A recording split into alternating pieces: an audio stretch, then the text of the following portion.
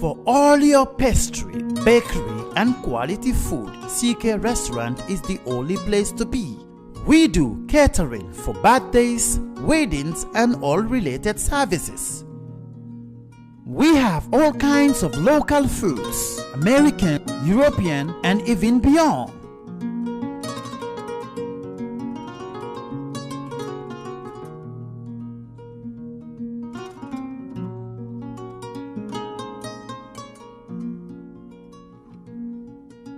Come and have a taste of our local juice, ebe and other services.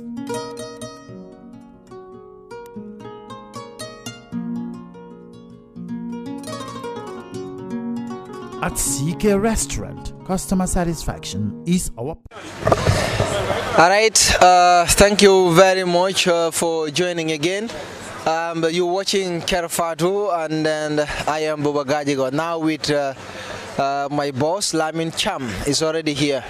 He will be analyzing us so many things. We just witnessed, of course, Setijan, who, of course, submitted his nomination documents to the Independent Electoral Commission. Of course, Setijan said so many interesting things. He said he was not married to APRC, no, to coalition. Of course, he was not married to them. He said, before you said the marriage is broke, they should tie it not first, but the knot was not tied. That is according to Setijan. And then he also said he is the one who decided to move away from that alliance. He did not state any reason why he moved away from the alliance, but he said he is the one who decided to move. But he said nothing was signed between him and the Jammeh faction of APRC. He did not come with many people also. When he was asked about the crowd, he also mentioned that, you know, there is a fuel shortage in the country, so many people wanted to attend, but they couldn't because they could not fill their tanks to come and attend his nomination, or to come and, of course, accompany him with his nomination, according to what he is saying.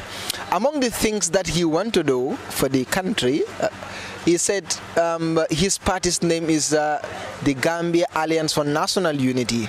The number one thing that he wants to do for this country is to unite Gambians, because he said there are so many things in the country, there are so many things that people are saying, there are so many people that are not touching each other, and then it's like the country is in another stage. So when he comes to power, when he's elected, he said he is going to unite the Gambia. But interestingly, Mr. Cham, he said there was no agreement, and he was the one who pulled out from that alliance. Yes, thank you very much, Buba, and yes, welcome, of course, to the second segment of today's nominations, which will be the PDOIS flag bearer, the Honorable Halifa Sallah. Before that, yes, you have just summarized what Setijan Haidara had said. I think, to be fair with him, he probably may not be too happy about the sudden divorce. He doesn't want to call it a divorce, because he said there was no marriage in the first place. But there, however, was a partnership, at least for 2 weeks or so, because we remember Jammeh made that first dramatic speech after a long time in Kanilai at Setijan's Ganu rally. And automatically that created, you know, a faction, rather established what was, you know, almost suspected to be a faction. That meeting formally established a formidable faction of another APRC, loyal to President Jammeh. Those who were skeptical about APRC executives, claims that they were in touch with Jammeh about the partnership with the NPP, were left with no doubt but to take a position. This is Halifa Sallah yes, coming now with his entourage. Well, they have not come into view yet, but I'm sure you are seeing it in your screen. Now, let's talk about DOI, because and leave section until we come later. Now, apart from a few very inactive political parties, you can say DOI is the oldest among the most active parties right now in the Gambia. Of course, you will talk about PPP and NCP, because those parties actually came before it. PPP, of course, in 1959, and NCP in 1975, and DOI 1987, 86, I guess, 86. So they are the longest. Yes. And along the way, DOI had really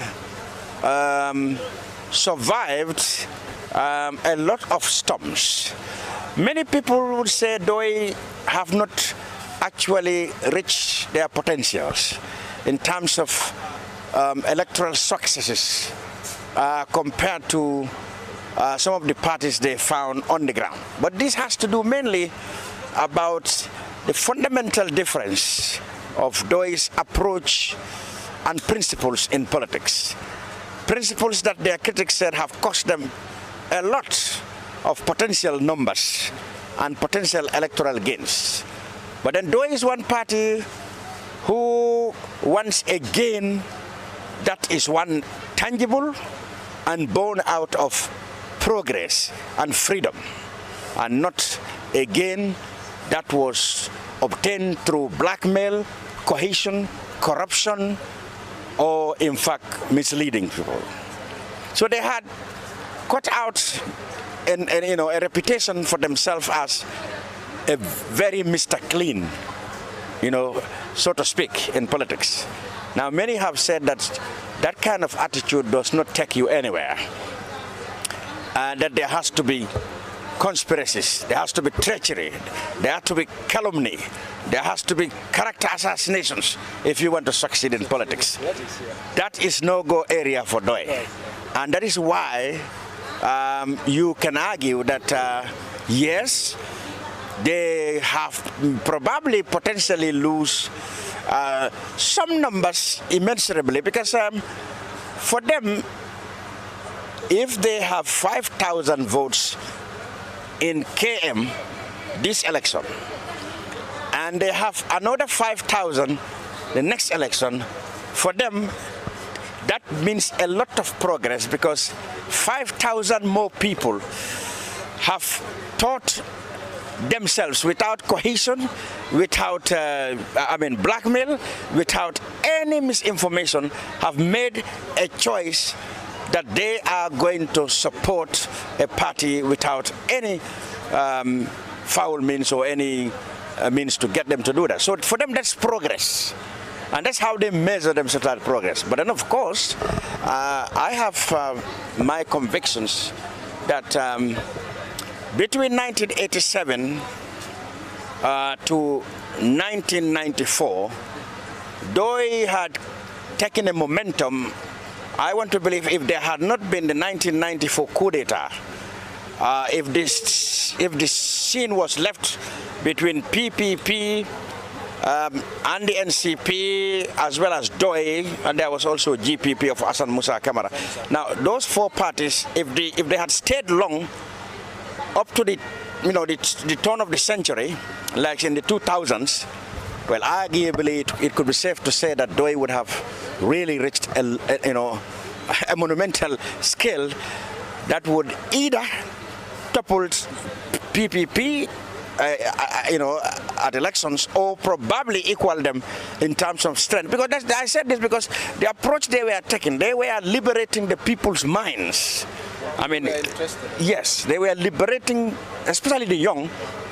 We have been indoctrinated with certain values and certain education that was going to turn them to citizens that are going to question, scrutinize everything. They will no longer be laymen who will take anything their leaders tell them. So DOI was growing in such a way that had it not been the coup of '94, I mean, they would have been a far much greater force.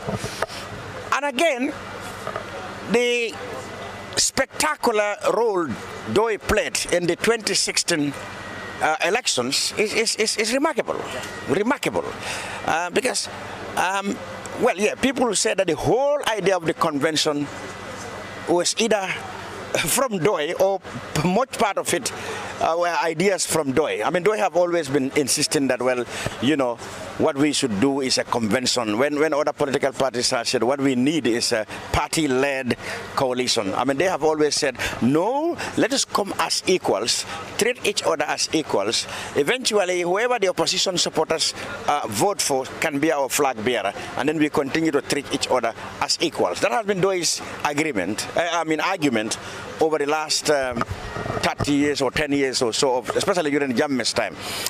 Doi was leading what was called NAD, well, you know, because when NAD was formed, that is the National Alliance for Development, it was meant to be an opposition coalition. That was to bring all the opposition together. That was the first attempt, actually. Well, let's say the first most formidable attempt. There may have been in 2001, but this one that happens in 2005-06, it was very significant because for the first time everybody realized that, look, if the opposition come together, they probably would have toppled Jammeh much earlier than it happened in 2016, because we saw through NAD, you know, when it was, you know, declared by a court or so that they shouldn't have registered NAD as a political party when they have their existing political parties already registered. So it was unconstitutional to belong to two political parties, executives. There were by-elections immediately, and all the NAD, all the opposition MPs were returned except Ahmad Bah. That was the first time Ahmad Bah lost in Upper Salem. I mean, the APRC made sure that Ahmad lost because he was really a very big thorn in their flesh. At the time, he was a very good National Assembly opposition member. He was a big thorn in their flesh, and they made sure that he lost that election. I mean, that told us that, look, if the opposition had come together, they would have toppled Jammeh much earlier than they did. But there were fractions. You know, people were criticizing the UDP for wanting only party-led coalition. But we saw in 2006, I mean, the idea of Doi came, which is a convention, and of course, the sacrifices they made, you know, even though it was not their party leader that becomes convention leader, I mean, they joined the crusade, and even it has been said that in fact they contributed at party level more money than any other party. So they played a tremendous role in the change that we are really reaping the benefits of now with all these floodgates of candidates coming here. Okay, what their critics have said, although, is that perhaps after the coalition split, I mean, their critics said they have been so tolerant and accommodative of Barrow, you know, when, of course, other coalition colleagues such as the UDP fell out with him and they were more radical in their, you know, opposition or condemnation of Barrow. So they accused Doi of being so quiet and accommodative of Barrow's inadequacies, or let's say refusing to boldly and publicly condemn Barrow. You know, just as the UDP would have expected that, I mean, Doi to do. But then Doi have always said, well, you know, I mean, when it comes to this 3 years and 5 years business that the UDP is so passionate and so, so busy about, they said, well, you know what, Mr. Barrow did not contravene any law by clinging on to power, but then, of course, he had broken a promise, and that was the 3 years. So even though he didn't break any law, but he had broken a promise. And then that's how they took it to be. You know, UDP and others wanted a more radical approach, you know, when they fell out with him. But then, of course, I mean, they shouldn't lose the side that it was the UDP who said he can go for 5 years. So they said that's where the trouble started. So then, you know, there have been friction here and there, accusations, you know, among the coalition party members. But it must be said that Halifa has tremendously, in his own right, contributed greatly to the political advancement of this country. That must be said of him. and we will learn from him. They have now arrived, Buba. I mean, I think you can take it from here until when we get him on the podium to explain what his transformative agendas, they call it this time around, will be, and then whether there will be issues about coalition. Recently there have been exchanges between him and the CA over a possible approach to coalition. It will be interesting to hear from him. Take it. We have the singer.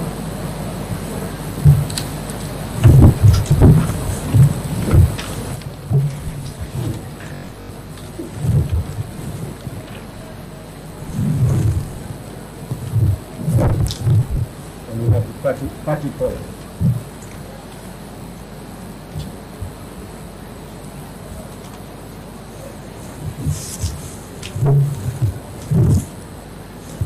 That is the manifesto.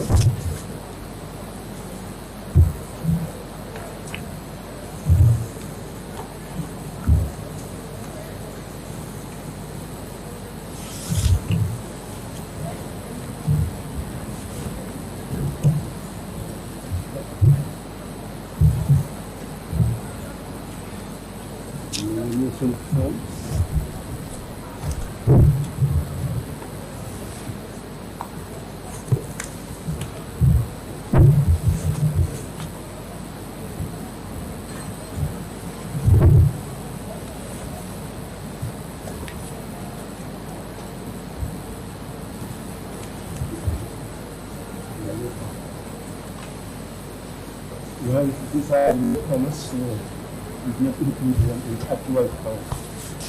So,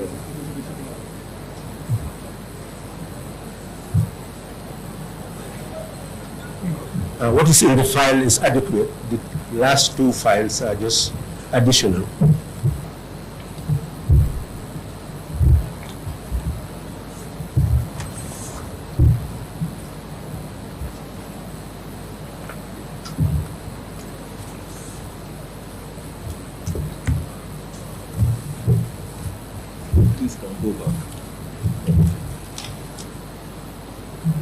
What is that?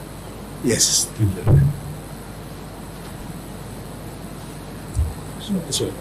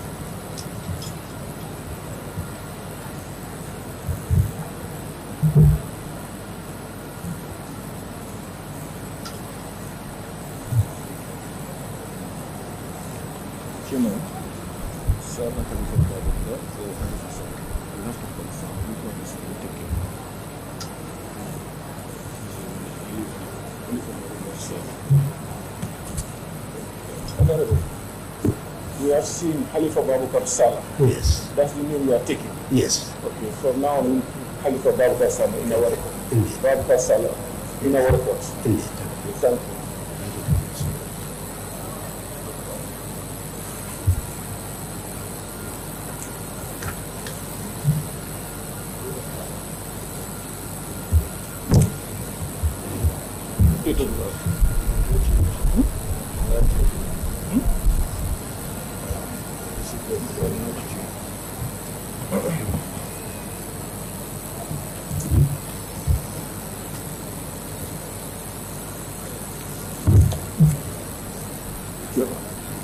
campaign ethics, not campaign program, not solely that. Campaign program is missing. The campaign program. Yes. The campaign program. Yes. Is not here. Yes. Yeah. You have to pray and be invited by Friday 4 o'clock. Okay. So, Chair, is that what is desirable or is part of the rules? It's desirable. Is desirable, yes. Otherwise, Because in the past, it used to be reconciliation, but you want us to prepare our program now and send it in advance. I'm saying it's desirable because when you go to campaign reconciliation, you are forced in for the first reason. Okay, no, Okay, Chairman. How can they unchain this to Halifa Sallah? Okay. Everybody will not change this to Halifa Sallah. Yes. No, this Halifa Sallah. Yes. So you want to officialize that Halifa Sallah? Indeed. Halifa Sallah. Just a minute.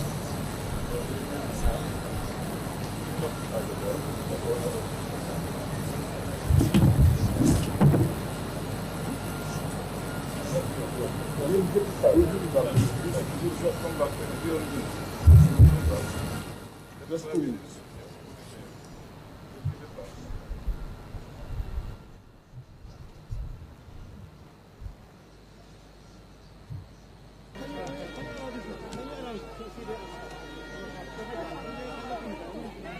I am here to make the last attempt to march to the citadel of power. In 2016, on the 20th of January, I warned the then outgoing president that the incoming president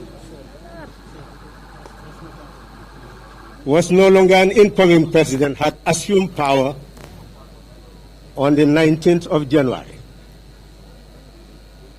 And 20th January was becoming too late. That Gambians must not march to the citadel of power wading on a pool of blood.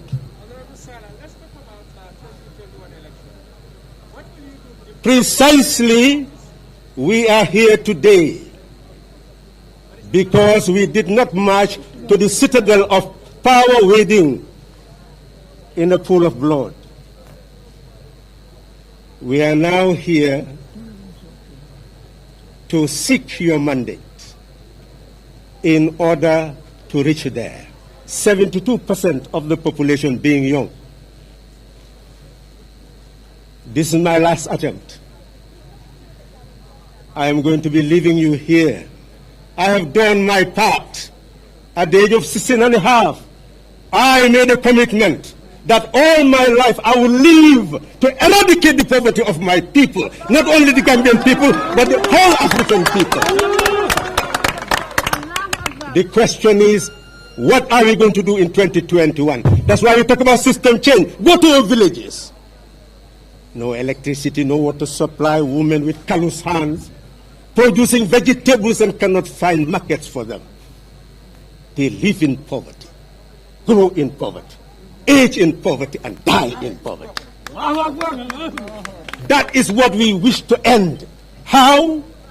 By using your wealth. 23 billion is your budget this coming year. The ocean is here. Others are exploiting it. You have a navy which could have been transformed into a productive force to have fishing trawlers, to feed your population, to export, and more. Put it in sovereign national wealth. Invest it in these young people from GTTI so that they'll be able to have milling machine. They'll be able to have seed money to organize workshops or any form of business they think would be needed by the population. That's what we are talking about. Can we ask questions? Yes, go ahead. Please, we have observed you are here with the APP leader, and just yesterday That is an issue for the APP leader. Ask him afterwards. That is not my concern. I am here with very honorable people. I don't know why they're here other than to show solidarity. Okay, when will we be able to finally get your manifesto? The manifesto is already given to the IEC. In these coming days, I'll be rolling it out. Anybody who would wish to have a copy will also have to give us something so that we will be able to continue to produce it. I will roll it. We will roll it out. We will roll it out. We'll roll it out, and we'll be inviting you to come and appear.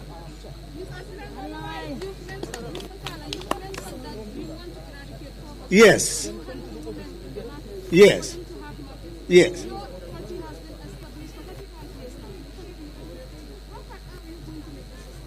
I don't know what you mean. Parties can only be in government to be able to use national wealth.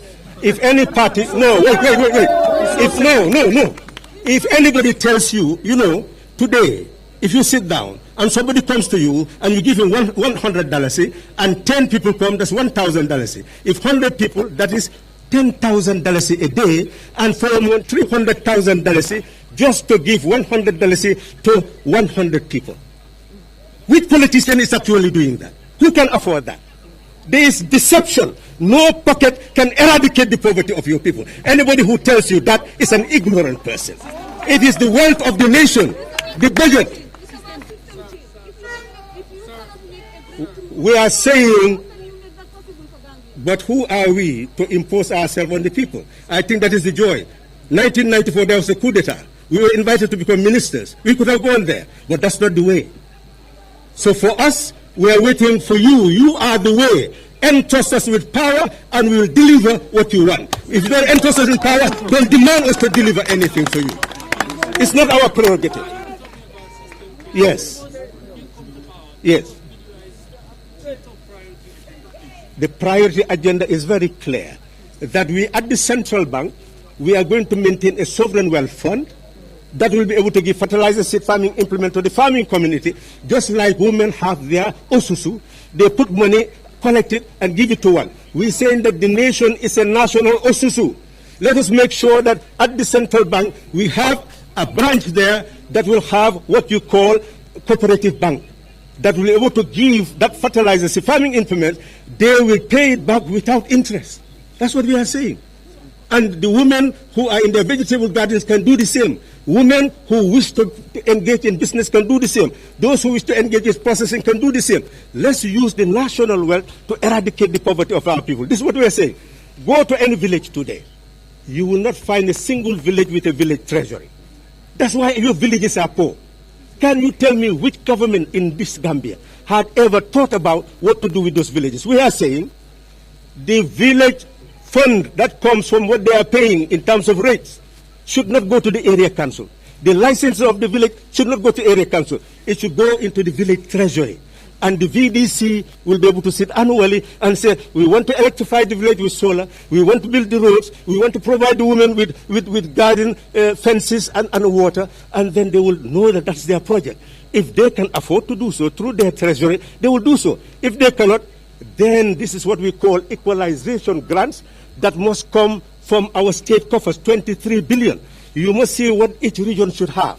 And that money will go to the region and the district, so that if a village wants development and does not have the resources, the district will come and give them the subsidy needed, or the region will come and give them the subsidy needed. This is what we're talking about. That's how you can eradicate the poverty in your village. No other party, some are already in local government, some have been ministers before. We are saying that no other party has ever articulated how to end rural poverty, but we have.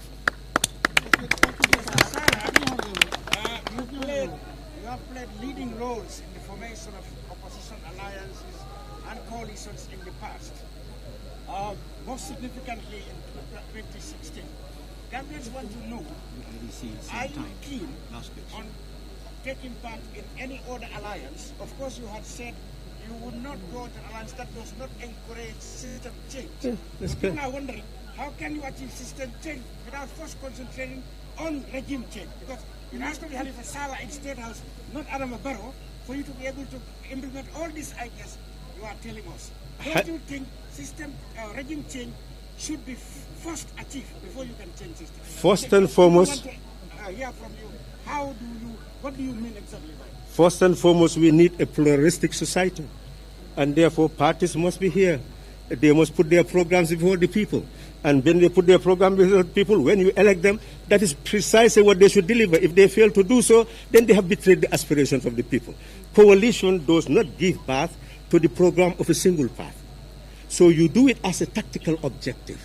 And you should not expect that the program of your party must be implemented. So what we are saying, that at this particular stage of Halifa Sallah's life, after ensuring that we had the change 2016, what are we waiting for again? 2016 is because your country had never changed through the ballot box, and people did not have faith in the electoral system. We put that faith in them when they effected the change in 2016. The Gambian people are liberated. Now they own themselves. Now they have a voice. Now they have power. Voiceless and powerless.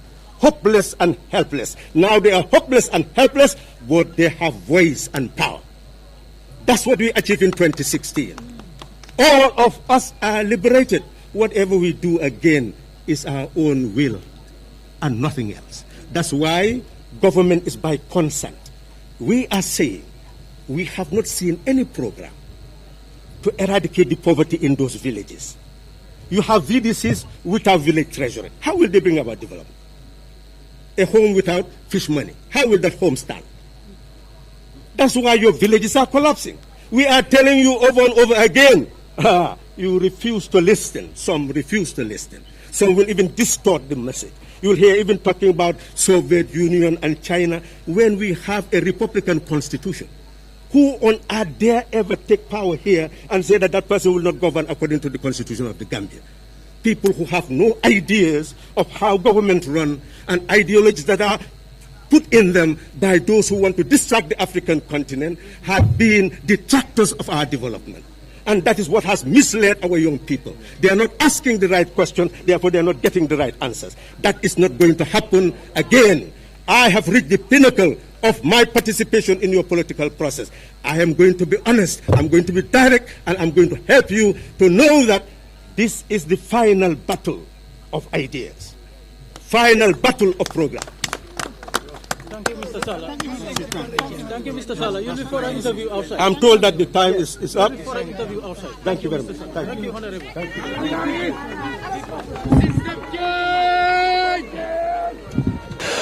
you. What can you tell us about this day? Your party leader is saying this is his last chance. If he did not win, he's not going to contest anymore. I mean, I think he's at the age wherein he's given Gambia so much, and like he said, I think any honest person that embarks on politics, if you have served your people for 35 years and you decide that this is going to be your last, I think that is fair. So today is a big day for us. It's an exciting day for us, and you know, we know that our party has the solutions for Gambia, and that is why we're here today, and we're hoping that the Gambian people would give us that chance. Do you have any belief that your people will win this time? Do you have any belief?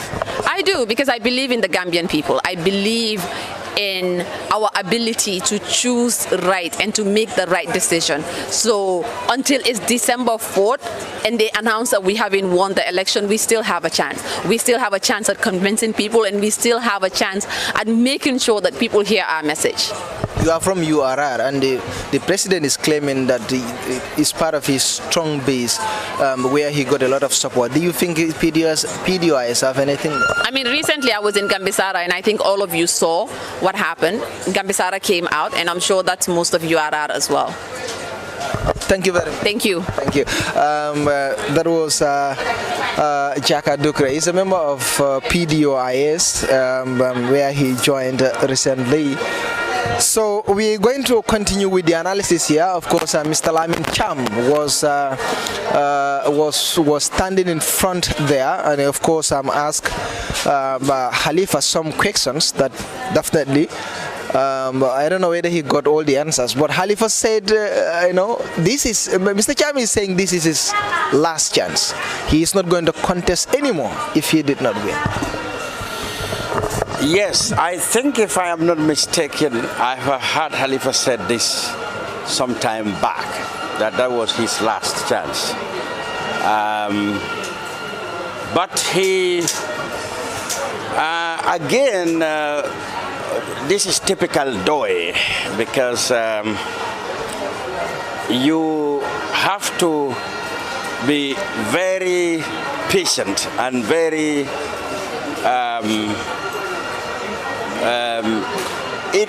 be ready to be indoctrinated yourself to be able to understand Doi's ways of doing things. At the beginning I told you that Doi have a different approach to all these matters.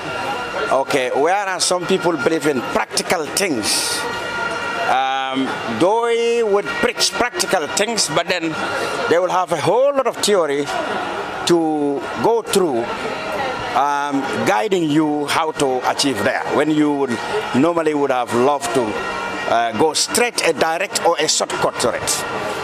I asked him whether it will not be more prudent or urgent for one to achieve another regime change to be able to get a system changed. Of course, he said he will not go into a coalition which does not promote system change. But then, of course, you know you cannot implement Halifa Sallah's ideas at State House when you then get Halifa Sallah there. That's what I wanted to know, whether he will not be interested. What he's trying to say now, he will no longer take part in in battles where you don't have your single party agenda. Like he said, in coalitions, you don't have no single party's agenda. So you have an overall tactical move to effect regime change. He's satisfied that the regime has changed. What he said now, the battle of ideas has started, that each party will have to tell the people their message for them to understand and appreciate. He said that is his focus and his transformative agenda, and that is what they are going to take to town. So that is typical Doi. You can never, they will never disappoint. They will have, we can go on and on having lectures on their philosophy, covering international and local matters. So it remains to be seen whether, Halifa may join any coalition or any other alliance. It looks like it is unlikely. We already had his, I think he's still a little bit not quite happy with the CA when they said Doi refused to come into the coalition, and they were asking for a lot of protocols and a lot of bureaucratic ways. That is how the general people understood Doi to be, bureaucratic. But they've always said no, they have the best programs, and many people agree with them. What people have been wondering is, why had Doi not been able to make so much electoral successes, even though they participated, significantly to much of the progress that has been achieved in Gambian politics now. He said it, and I agree, that the liberation of the minds of the people and the indoctrination of the people to think as themselves, as a sovereign state, to be aware and be conscious about how their state is financed, how their finances are managed, how their productive basis of their economy should be managed or should be developed.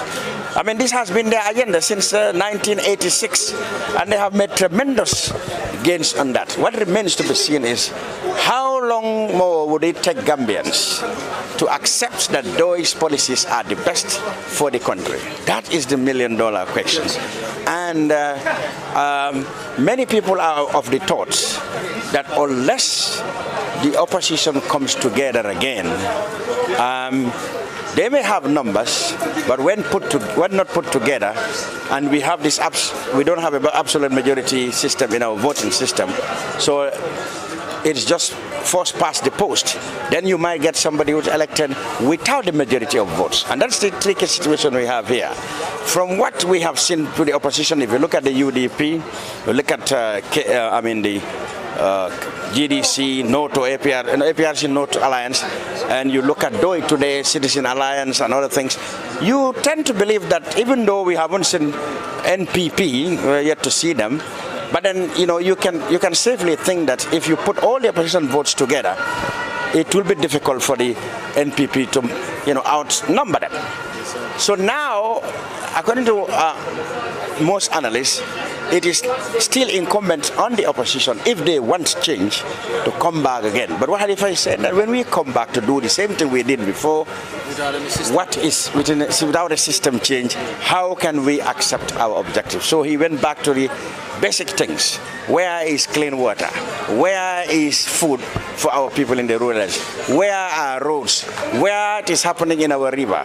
Etc., etc., etc. And this question have been asked numerous times since the birth of DOI. And unfortunately, the majority of the Gambians who vote still have not worked or given the party the mandate it needs to be able to carry out these reforms. Is it going to be 2021? Yes, if you ask DOI people, they will tell you. But if you ask other people who have a lot more pragmatic or realistic concept of things, they will say it will be difficult. Yes. All right, thank you very much. That was Mr. Lamin Cham. Of course, he is the one who is analyzing here for me. He's the host of course, the Projon Kerr Fatou, and he's the chief editor, the leading newspaper in this country, that is the Standard newspaper. So we'll be back, of course, very shortly. We'll be expecting the Gambia Action Party, that is GAP, very soon, under the leadership of Aliou Sow. They've suspended their party leader yesterday, that is Musa Yali Bachili, after joining or endorsing the president, that is Yame. So, but we'll come back very soon. We'll be discussing about this thing before his arrival. So we will link you later. Thank you.